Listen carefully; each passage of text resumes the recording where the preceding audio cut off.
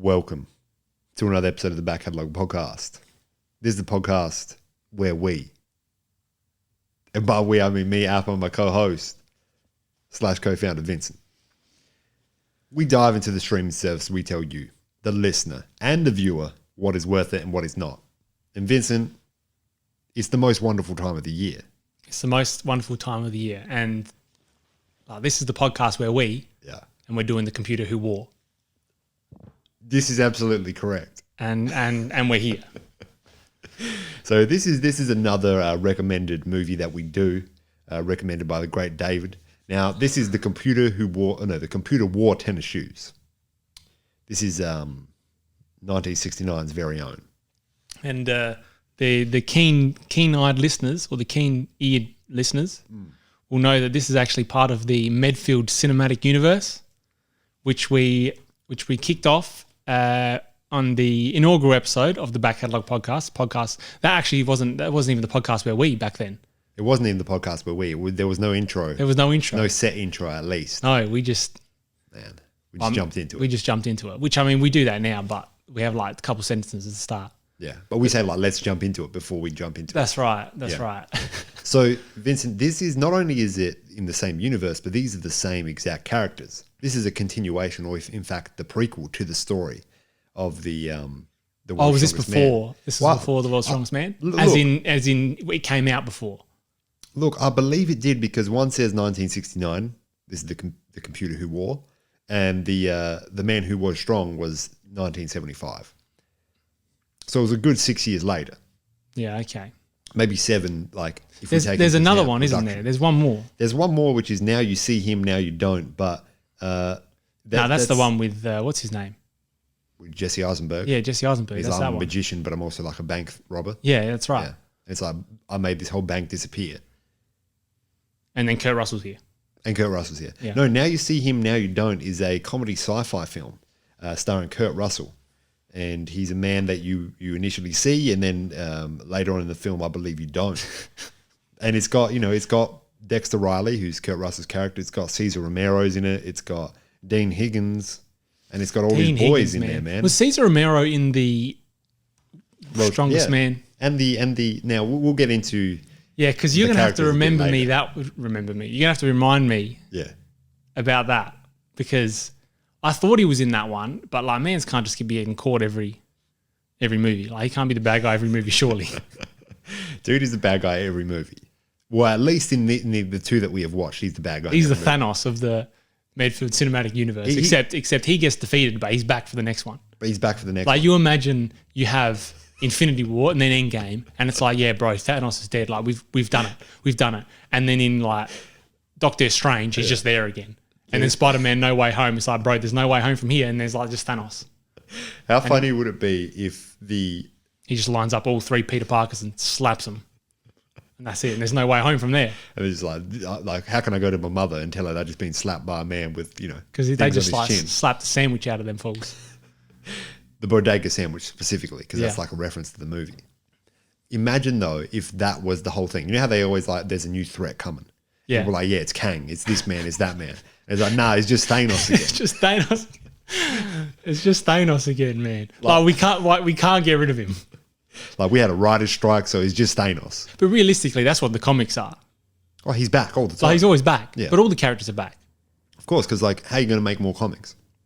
We talked about this. I don't know if it was on the main podcast or on the Back Catalogue After Dark, which the Patreon, which you can actually sign up to that. I think it's like $2 a month. It's $2 a month, and there's content over there. There's content. David will tell you that there's content, and David, we appreciate the comments. I've got to reply to the comments because I've read them, but I haven't replied to them.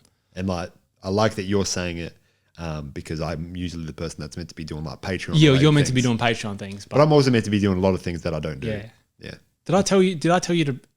Doesn't matter. Yeah. That's all done. Yeah. But Vincent, what I want to get at is that this is the computer who wore. And we're going to get into this right now. And we're going to get into this. All right? I'm not even going to do budgets and box offices because it is what it is. This is a Buena Vista joint. This is a Buena Vista joint. Now, you were talking about Cesar Romero's. Not only is Cesar Romero's in this, but if you want to go back to the original episodes of the Back Catalogue podcast, there was a recurring character called the the New Yorker. Well, at least we named him the New Oh, Yorker. yeah, he's in Dude, this one. this guy's in this. I want to quickly get into the fact But he wasn't just in Medfield Cinematic Universe. Mans was not in just the Medfield Cinematic Universe. He was in. Was he in that cat one? I lost my cat. Now it's here. Yeah. The one with where there's a cat and it's not there, but it's there. Yeah. And he, like now does you see things. him, now you don't. Yeah. Yeah. That darn cat. I don't darn know if he cat. was in that darn cat, but he was definitely in. I reckon they were, because they were like mob bosses in that, and they were playing 100% the New Yorker. It could have been that. He was also in the one where it's like we're kids but we're aliens and we're coming to visit, but like wow, things are going crazy, and the lady just made a man jump off a roof. Was that It's like Witch Mountain? Witch Mountain, because it later stars The Rock. Yeah, the New Yorker, man. I'm walking here. He's walking here, and he's walking a lot in this movie. But I'm going to give people just a general synopsis of what happens here. Yeah, And then we're yeah. just going to get into the hits and the misses, because that's what this is. Because you can't I've break got down some things. notes. I've got some notes like of like hits and misses. So So the general synopsis is there is Medfield. This is a university or a college, and you know they're not doing the best financially or academically. And there's this like academic decathlon. You know, it's not really a decathlon as such, but it's a competition. Yeah, they got to jump over a hurdle and then answer last science question. And it's like 200 G's if you win. Yeah, But that's if you jump over the hurdle, then answer the science question. and that's not adjusted for inflation. Exactly. So it's like a squared plus b squared equals c squared, but that's not adjusted 100 for G's. inflation. That's what it equals. It equals 100 G's. equals 100 G's. Now, later in that movie, in that same movie, the science department buy a computer or get a computer from Cesar Romero's, and that computer shocks Kurt Russell's character, who then becomes the computer essentially. Because he decides to go swimming with the computer. He's in the rain and he's trying to set up on a computer. He's inside and in the rain. So that's one of the things I've written down. He goes to, I don't know, replace a part. He gets it for the Professor Quigley. He goes into the science building and it's pouring outside, and he gets into the science building and it's flooded everywhere. And it honestly looks like he's like ankle deep in there. And he's playing with cables and he's plugging things in. Like, then no wonder they're not doing well academically. Because man sees electricity, man sees water, and he doesn't think, maybe I should step out for a bit. And like, you don't even have to be a computer scientist like you are to actually figure that out. No, because you figured that out. I figured that out, man. If I see water, I see electricity, I step back. You step back. I'll let the professionals come in. And that could be a plumber, that could be an electrician. That's up to them to decide. That's right. They both get there and then they have to like rock, paper, scissors. Now, just before, so that's the general synopsis of this. And essentially they just get into the competition. They're doing all competition things. Yeah. Then there's some sort of underground betting, match fixing. So this They paid off the referees of the horse racing. So they're running numbers, there's a lot to get into with running numbers. But essentially, like running numbers when gambling was a bit, how you going in certain places, you could run numbers. I don't know how exactly it works, but essentially you give people these numbers and they bet on those numbers. And if they win money, they win money. But if they don't, at least the person gets paid. Cesar Romero in this case. Yeah, see, I didn't get that because I'm not a gambling man, but I also am not a man of like gambling culture. Yeah, but also So- people don't run numbers anymore. Well, that's fair enough. Because I was looking at it, they were like Applejack, 6, 7, 8. I'm thinking like that means nothing to me. And even through watching this movie, I still don't know what it means. And even with the context, in every space that it's presented within this movie, it's presented entirely out of context because it's just Dexter Riley's, aka I was about to say Russell Peterson, but I don't know who that is. What's the guy's name? Russell Westbrook. Kurt Russell. It's Kurt Russell, and he's just saying it in front of like a TV or his classmates. Yeah. Out of context, that means nothing. They're probably just thinking this man is experiencing some Some after effects from being electrocuted. But here's the thing that I really wanted to bring up, and I think this is important because you know how on Google they have the Google questions? Yeah. There's some interesting questions here. So, is the computer who wore tennis shoes or that wore tennis shoes on Disney Plus? Yes, like that's one of them. Yeah. But the next one We can also confirm that.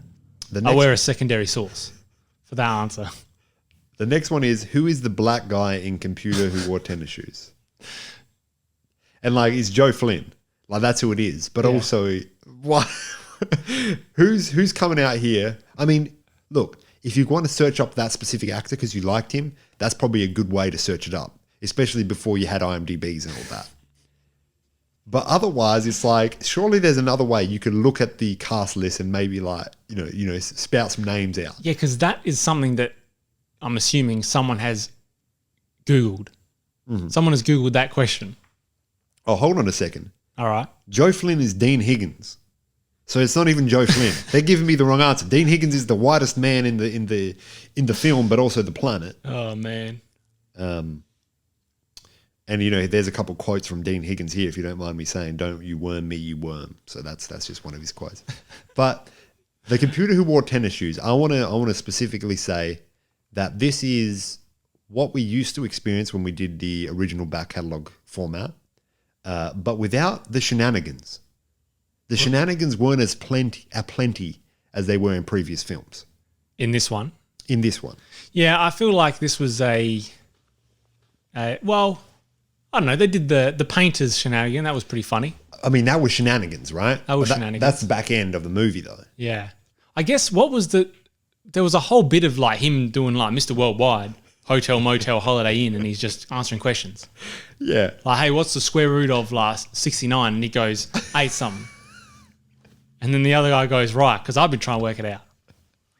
And that's that for like a good 15 minutes. And it's literally, he's just like, they ask him questions, he spouts off Drake lyrics. Yeah. And specifically Drake and Rihanna lyrics, which I think that might be one of their only songs.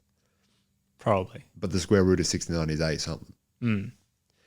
But that is, see, this is the thing. World's Strongest Man, there's shenanigans within lifting, right? Because you can lift up a car, that's wild. Yeah. You can lift up a car with like people in it, that's even wilder because they'll be reacting to them being lifted up. And that's stunts as well. And that's stunts, okay? But in this, there's no real fear factor involved. There's no real, people can be surprised on the screen, but for us as the viewer, we know how this man knows that answer. That's true, yeah. We don't share the same surprise. Because he listened to the Drake lyrics, right? And he knows that the square root of 69 is 8 something. That's right. I think that's where the shenanigans fall down. Because if you've got Dexter Riley, it's Kurt Russell, he's in a suit. I mean, he's looking like Fred from Scooby-Doo at one point. He's got that, what do they call those things? Bow tie? No. What does Fred got? Matt Preston has one as well from MasterChef in Australia. What is it, like the bolo tie? Bolo? Bolo? The cowboy thing. No, not bolo ties or bilo, That's like the handkerchief. Yeah, but it's called something else. A kerchief. It could be a kerchief. I don't know. It could be a kerchief. But he's wearing neckerchief? Neckerchief? Neckerchief. Yeah, I mean, we could We've said so many words, and I don't know how many of them are actual in the Oxford, He's wearing one of those, and he's just spouting out answers to questions. Yeah. And, there's spaceships that are flying. And, I mean, that was cool. I love to see a spaceship fly. When did a spaceship fly? In one of the bits where he's like, wow, there's a spaceship. We're doing NASA things. Oh, yeah. Okay, so some of them were hilarious because he's just there, and they're, like, doing rockets. And he's just in the back. And that's a scene. And I don't think there's even any dialogue. It's just him and a rocket. Well, he gets on the phone at some point and he's like, hey, man, I'm just at NASA doing NASA things. And he hangs up the phone. Yeah, but in terms of the actual, like, he's not saying, hey, bro, like, you better check the square root of 69 here. Because otherwise in your rocket might not fly. Yeah, he doesn't ring up and he's like, hey, yeah, Tom Hanks, I think this is Apollo 13, so you got to stop this shit right now. Stop this. I've seen this movie, bro. I've seen when the sausage is completely frozen. I've seen it. I don't know how you landed it, but I've seen when the sausage was completely frozen. Man. The other good one was the diamond cutting. Because it's just an old guy in a bow tie, and he's measuring the diamond. He's going, oh, where to cut it? And then Kurt Russell's just like, nah, bro, you got to do it here. And he's just like, get out of here. So I don't know why Kurt Russell is there if this guy knows what he's doing. Like, I don't know why. Is he the second opinion? He's the smartest man in the world, apparently. But anyway, the dude, bow tie, drops the hammer, right? Dunks the diamond, and it just smashes everywhere. Yeah. The funny thing about that is the old man's face. Yeah. The old man. Because his whole career is over now. How are you going to make money after you've just shattered the biggest diamond that's ever been found, and probably millions of lives were destroyed trying to find that diamond? That's right. Because, like, you know, there's complexities there that we can't get Bro, into. there's diamonds from Sierra Leone in there. And I mean, if you've seen Blood Diamond, you know what we're talking about. And the ending of Blood, man, that will break your heart. Don't watch that movie, bro. It'll break your heart. Dude, I watched it on the plane when I was recently overseas. Oh, you watched it recently? I watched it on the plane. Damn. And Through someone else's screen. You ever do that on a plane? You just like, Yeah, you're watching yeah, what yeah. you're watching, but it gets a bit boring. So you look and you're like, dude, man's watching Blood Diamond. That's heartbreaking. That's heartbreaking. And then the movie finishes and you see the dude in front crying. You just put your hand on your shoulder. Sorry, bro. I'm here. I went through what you just went through. Hey, but I see there's an extra seat. Can I just jump in there as well? Because like, man, you're watching good things and I want to watch them too. Oh, man. Imagine if you were that sort of person that could make friends on, like you could do it. You made a friend with your postman, which I don't know if that was on the main pod or the back catalogue after dark. I can't remember. But you could make a friend on a plane, I think. I have made friends on planes, actually. This is wild to me.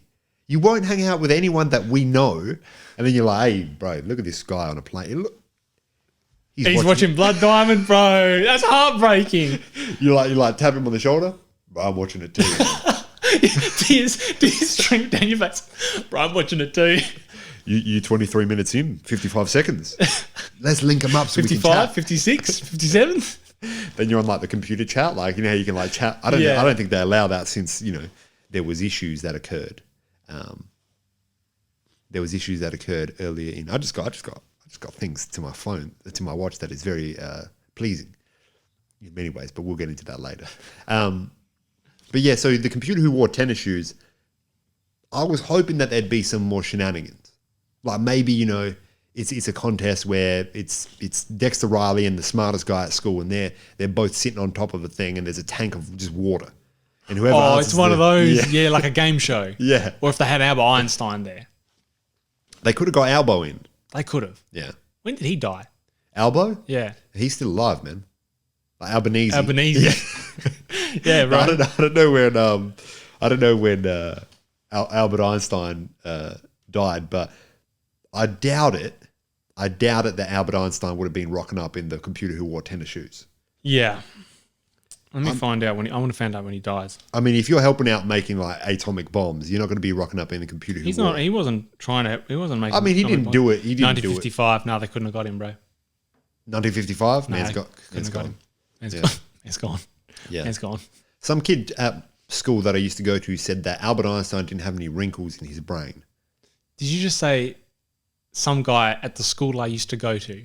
As in like the school that I went to as a child. Yeah, okay. That was just a very weird way to say a guy that I went to school with. Yeah. A guy that went to the school I went to as a child? Like my word count is 1,000. I'm only up to 950, so I got to get it up. Is what's happening. Far out. But yeah, he said that Albert Einstein's brain was just smooth, right? He was a smooth brain. He was a smooth brain, and the guy would say that his brain was also smooth, and that's why he was one of the smartest people in the class. Was he one of the smartest people in the He class? was, and I believed it because he was the smartest person in the class. What am I going to say? That's right. And at that point, you're in school, you know, the internet's not as affluent as is now. Yeah.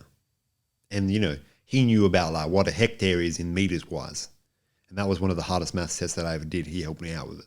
Bro, hectares? Yeah. Yeah. That's a unit of measurement that you just don't come up to. Unless you're Very doing often. farming things. That's right. Unless you're doing like property things. Yeah. Yeah. And I'm talking about property. That's not the you're not getting residential address in the middle of Adelaide for hectares, you bro. know. But that's just real estate, and that's just the state of the game at the That's moment. just real estate, and that's just the real estate of the things at the moment. I want to talk about Cesar Romero's really quickly, and I think that there's a specific other thing that I think we should talk about, because right now in the podcasting game, we're the best car-related podcast that exists. And there's specific cars that I want to talk about in this film. Okay. Okay. So Cesar Romero is first of all just like the suavest looking dude. Oh, always. Is it crazy that he just had the perfect amount of white? He must have whited out like, you know, some of the salt and pepper. He whited out all the pepper, so it's just straight up salt. Because he was like that albino silverback gorilla. That's what he's looking like. Yeah, but with just tan skin underneath. Just when you see him as the Joker in the original Batman things, you're like, this guy's like greasy. He's a bit yucca looking. He's a bit scary looking. Then you see him outside of that and you're like, this dude, I mean, he's winning. I know he's winning from, what he does acting wise, but also he's just winning straight up by looking that good. Right? People like me can't look like that. Okay. Because I have the pepper, but it's just going, I'm on low range pepper. You're twisting that thing, bro. There's not much coming out. I'm just slapping the bottom, just trying to get every last bit of pepper out. But Cesar Romero's in this movie. I think him and the New Yorker make this movie enjoyable. Because without them in that last bit, this movie's just it's just average, in my opinion. But they are really the butt of all the shenanigans. Yeah.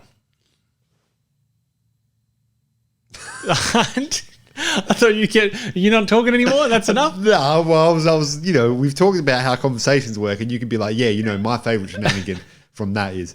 So that's what you want me to say. You want to say, Yeah. okay, well, my favorite shenanigan was the painting. Yeah.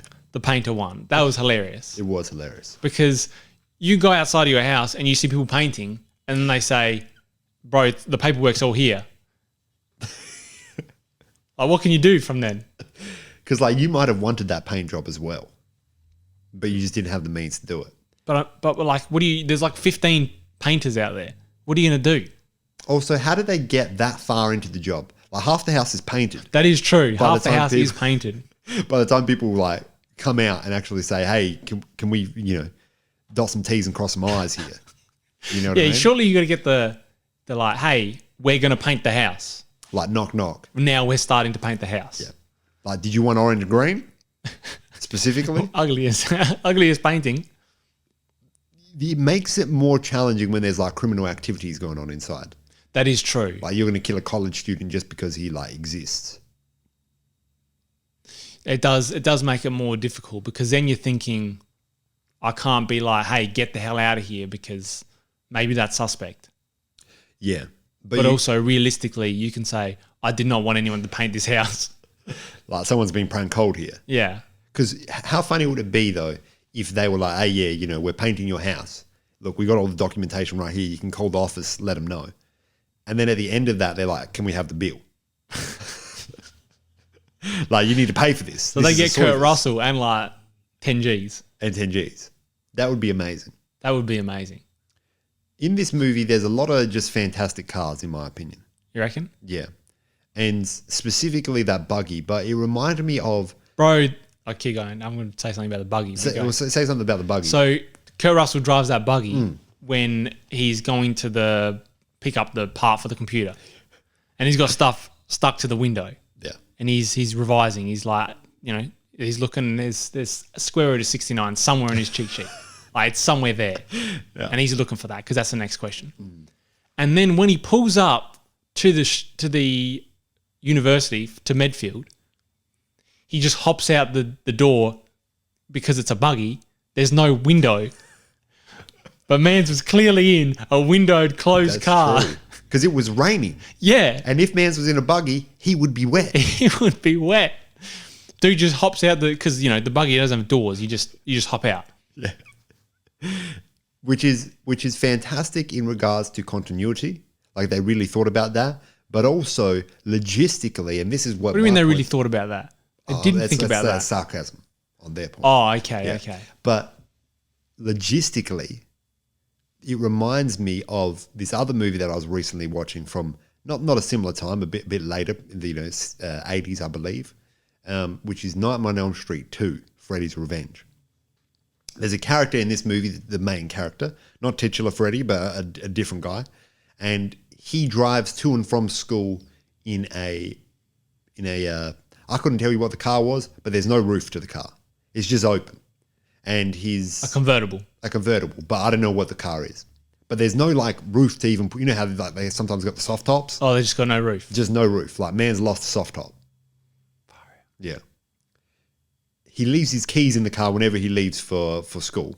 But the thing that I kept thinking throughout that movie, and now that I'm thinking now, is if you've got a car like this, how often do you step into it and you're just stepping in you're just sitting in a puddle, or your feet are like underwater as you're driving? Well, I mean, you would have to leave the car out when it's raining, number one. But also you probably wouldn't bring the car out when it's raining. But what about you're out, you're taking your girl on a fine date. You go to the Botanic Gardens. You're like, man, it's a lovely day.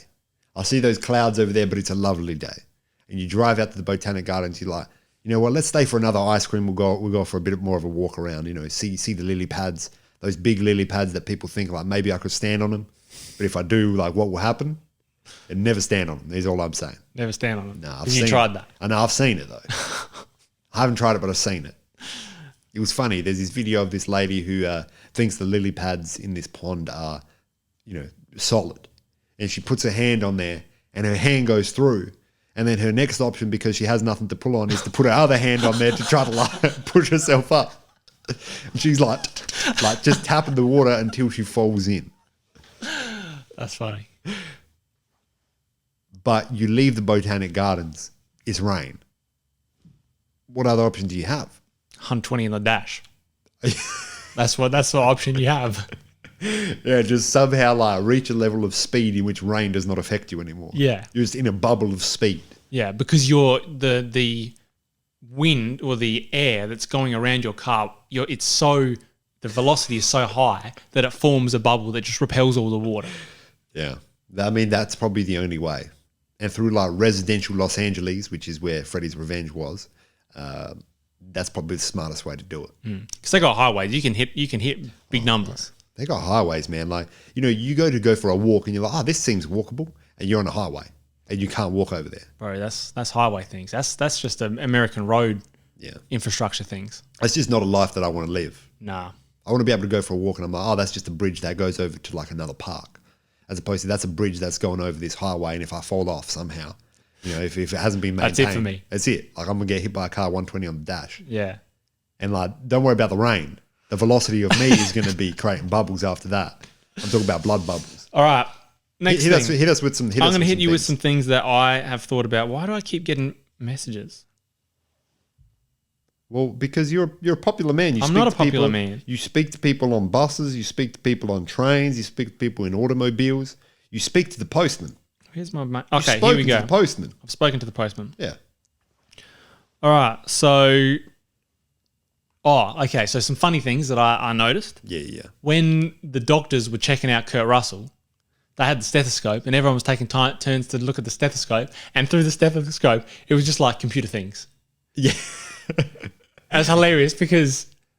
Also, I don't know if that's a stethoscope. Is that a stethoscope? I think the stethoscope is for the heart. It's the ear. Yeah. I don't know. Like the ear, nose and throatoscope. Whatever. That's some scope. And he's looking through it and it's just like circuit boards. Like if man had circuit boards inside his body, yeah, you're injecting things into him or you're placing things in him. Like electricity is not going to like get you metal in your body, which becomes circuit boards. It's not going to turn you into a computer physically.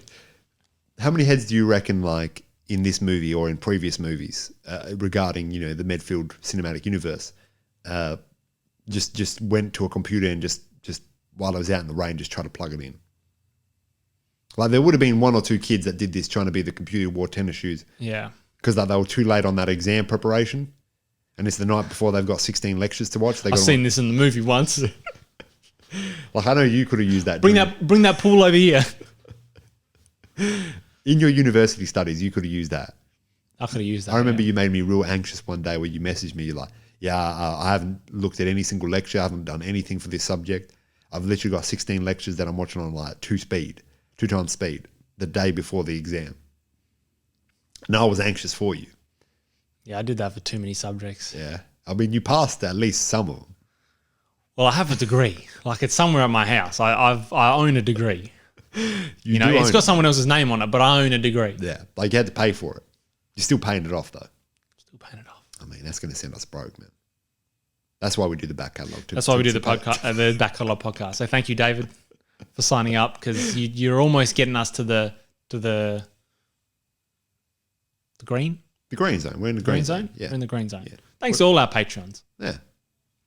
You got another point about I'm this just going movie? to shout out our Patrons real quick, you know? Oh, That's just what I do. We should do that at the end. No, I'm just going to shout them out now. Okay. So I want to know, did you think that Kurt Russell he's a charming, suave man in movies. Bro, it doesn't tell me my Patreons, you dogs. Like if you see Kurt Russell in a movie, you're going to be enjoying it. Did you feel, and I know this is probably one of his first, if not his first movies, but did you feel the charm of Kurt Russell in this film? I liked him. See, I didn't get the charm. I don't know if from I felt him. like the charm, but I don't remember him being that charming in the Strongest Man. But also we watched that like 3 years ago at this point. We did, but he also seemed like he smiled a lot more in that movie. In this movie, Yeah, but now he's all business. Now he's just a computer. He's a computer. Who wore tennis shoes. He's a computer. I can't shout out my Patrons because And are we talking about because it's just not working. like just not working for us. Michael Jordan with tennis shoes? Is that what we're talking about? Michael Jordan with the tennis shoes. Also, there were no tennis shoes. I'm sure he wears tennis shoes. Yeah, but it was never mentioned. Like, man didn't even play tennis. Yeah, but you don't have to play tennis. Yeah, no. What I needed was one of them ball shooters, and he's just there with two rackets, and he's just doing he's just flailing his arms and hitting every single one. And like, I don't know who's an old tennis head, but like Roger Federer's, I don't know, dad or something is looking at it like, bro, are you serious? Like, Roger, look at this. Like King Richard or whatever that Serena Williams movie is about. You know, about the Serena Williams' father? Yeah, was he a good tennis player? I don't know if he was a tennis player, but he was like, look at my children, they're going to be like superstars, but I'm going to train them like crazy. Yeah. And then it's got Will Smith in it. And then I may or may not slap someone on stage But he does that. and be celebrated after. Like, realistically, he does that. Like, I mean, that's assault. And Cesar Romero's is salt and pepper without the pepper. But Will Smith is a salt and Cesar Romero is a salt and pepper. But I think that's what this movie would have benefited from. If he's doing if he's just running, like when he first gets hit with it, right? And he's doing like beat boot business. And he just starts running his classroom and there's just this theorem on the wall and he's just solving it. Like bloody that movie with Matt Damon and Ben Affleck and they're like, man, we work at a construction yard, but we need to be like smart. Oh, yeah. And it's like, how about them apples? Deer hunting. Goodwill hunting. Goodwill hunting. Yeah. Deer hunting. Big buck hunter. Big Buck Hunter, the arcade game. Starring Matt Damon's. Starring Matt Damon's. Look, He's just in the back. You're shooting deer and he's in the background doing like algorithms. that's what would have made this movie better. Matt Damon in the background doing algorithms. This microphone is low, man. I keep talking out of it. Okay. But that's what would have made this movie better if they added more shenanigans. Like if he's like, there's a swimming race and he's like, what I'm going to do for my boys is I'm going to create a propeller that they can put on themselves for the swimming race, but it's going to be discreet because I'm the world's smartest man now. And then they're doing swimming races, they're just flying out the pool. Yeah. There was too much of the just boring smart things. Like, here's a question. Just you've asking guessed questions. it. Yeah. Which like you could get out of a book. Realistically, you could. Yeah. You could. But look, I'm going to give this movie an 8 out of 10, man. But I still got things to say. You got things to say, yeah. I still got things to say. But that's probably like an 8.6 out of 10 for me. 8.6 out of 10. Yeah. So there was a part where they were in a restaurant and the police come in and everyone just scatters and only 5 heads are arrested. And it was Kurt Russell, the New Yorker, Yeah. the 2 deans, Dean Higgins and the other dean from the other school, and some other random head who may or may not have already been there. And there was like 200 people in this room and they just picked up these 5 blokes. Well, I love that they invite them to this restaurant, which is like a clear restaurant with like valet parking. It's not like it's discreet. Yeah, I didn't get that. It was just, we're having dinner now. There's some pokies in the back that aren't even getting used. There was no one using them. And the police just come in and he's just reading a warrant. He's be like, you have the right to remain silent. You have the right to attorney. If you don't have one, like, bad luck, bro. Bad luck, man. This justice system's messed up. I know. And then that was it. Yeah. But Mans hadn't even got his steak yet. Things wasn't even done or well done. And he was arrested. How do I know that was made to progress the plot. So then, old mate Kurt kids. Russell and the... His mates bail him out and then he's like, oh, I should have seen like my true friends. And there was no real... he was the smartest man alive for 5 minutes and he lost his friends and now he's with his friends again. Like, But that's just old school Disney movies. Though. and I mean, you're right. That's probably the best way to explain it. It's just like, this is old fashioned Disney movies. It's a heartwarming film. We're not thinking about it, but we know what's going to happen at the end. That's right. And they have to progress things to get to the end of the movie. And I think this movie did just start off with the concept of, this is the computer who war, right? And this is the podcast where we. And then it finished off with, Mans needs to get to this thing in time so he can, complete the competition that they're in and win. But then he doesn't turn into he's not a computer anymore, and his mate wins. Because he got CTE. He got CTE. My man's has a severe concussion. He got thrown off a building in a chest. If that happens to a man, the computer that gets to the place, he's going to be deceased. Yeah. They open that chest. Kurt Russell just flops on the ground. Man's dead. They're like, they have to do like Weekend at Bernie's 3 with him. Yeah, what do they do then? Well, I mean, that's homicide. That is YMW homicide. Melly, or whatever he was, he had it on his mind. But now he's in jail. So. Now he's in jail, and that's what happens. That's legal systems, and That's he legal might not have the right to return. I've got a thing called. I've got a comment that says area code jokes top tier. Area code jokes. I think they were just doing area code jokes, which I think I'm saying that sarcastically. Like zip codes? Like Yeah. Postal, like postcodes? No. So what happens is Cesar Romero goes, operator, give me what's it called? Like, give me this place. Yeah. And the person on the other line goes, obviously says something about like, what's the area code? And he goes, oh, I don't know the area code. And I think that was meant to be like an of the time. This is a joke. Like, Right. bro, who knows the area codes? I mean, who knows? Because if it wasn't for Mr. 305, we wouldn't know where Miami, Florida was. That's exactly right. And that's Mr. 305. That's Pitbull. That's Mr. Worldwide. That's Mr. Worldwide. But realistically, he's just like Mr. 305. Because like, he's still not for the people at home. Yeah. Yeah. So, Vincent, I'm going to give this movie maybe like a 9.2. What do you think? I'm assuming you're joking. Yeah. It's like But a 4 maybe, a 3. Yeah. I don't know what I gave. I don't know what we rated. Bro, things that back was in like the an day. hour and a half podcast. Yeah, but that's because Because that was when we were going through. Bro, I can't believe we did that. No. Can't believe you've done this. Because it always all those old podcasts started off like, yeah, man, we're excited. Like, hey, bro, this thing happened and then this thing happened. And then we get to the middle and there's just nothing that really happens. Yeah. And we're just like, okay, yeah, so what happens next? Oh, yeah, that's right. He went to the store. Yeah. Yeah, do you remember what happened next? Oh, I got no That was idea. it. But here's the thing as well, with those podcasts, they were longer than the damn movies we watched. So it's like, you can't even like go to that podcast to then just get to know what the movie is.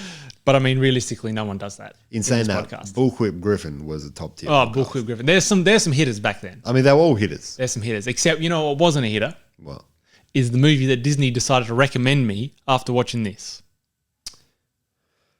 that darn cat, The Ugly Dachshund. Bro, I got hit with that as well, man. Dude, we're going to be catching up with Tess, and it's going to be Tess, on. I'm not happy. It's going to be on some. There's going to be terms and conditions for future recommendations. Is what I'm hearing from you. Bro, there's no future recommendations. Oh damn! It's not 3 strikes. It's null and void. It's 1 strike and you're out. And that's the old bowl game. That's the old ball game. That's the old bowl game. Yeah, 1 Listen, strike and you're out. Yeah, this is probably like a good. I'm going to give it a 5 because like I felt like I was back somewhere where I felt comfortable. If Dean Jones was in this, it would have been Dean Jones. it would have been a 7 regardless of what the movie was like. Dean Jones, man. Because Dean Jones is the man. Because if it had Kurt Russell, Dean Jones, Cesar Romero, The New Yorker, that's all-star cast. That's also like us. If there is a movie that has, That's like the Avengers of the Medfield Cinematic Universe. that's the Medvengers. We talked about Avengers. this. We've talked about this. And I mean, if Disney ever... Although the Shaggy DA was in there as well. Yeah, the Who Shaggy- is Dean Jones? Dude, Shaggy DA is a good movie That's as a well. good movie. You remember The when- soon-to-be Shaggy DA. Yeah. What else do you want? And like, you don't want anything else. You got the DA, what's his name? Like DA Willikers or something? And he's Yeah, like, I no don't know. good. Honest Joe or something. Yeah, dude, that movie was elite. And I'm not saying that as being like it was good. Like, I'm saying that it was a good movie. You know what I Yeah. mean? But Vince, I'm going to give this like a 6.2 maybe. I reckon I'm giving Maybe it a 4. 7. Yeah. All right. Well, why don't you tell them where they can find Bless us? up. Instagram, TikTok, Twitter. You already know where you can find us. I want to find out. I can't find our Patreons. I know. I don't want to name like too many heads. Stewie. You can't name like 2 and then That's it. one that I'm naming. That's one that you He's name. done. He's off the list of people we need to name. There's Stewie. There's David. Why the hell can't I? And then we got about 17 other Patreons we don't want you to know about. Yeah, we don't want you to know about them, bro. We don't want you to know about them. I don't know who else is on there, man. We got heads on there though. We got heads on there, yeah, but I just... Like we got heads there. Anyway, it's the podcast where we... And that was the computer who wore. Talk soon. Talk soon.